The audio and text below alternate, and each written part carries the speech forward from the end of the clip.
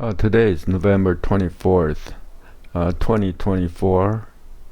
I just installed NoblePup64 in my daily use computer, and it seems to work fine. It's the latest main Puppy Linux distro to be released. I noticed after I got it all set up that there is not a Gatotray.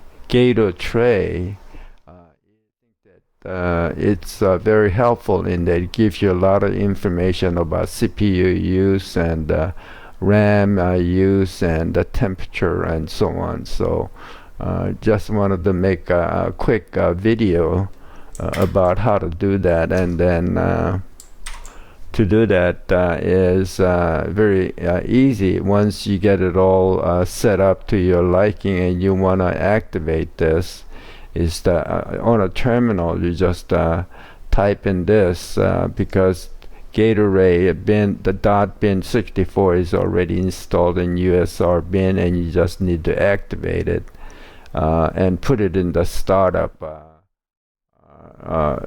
with this command.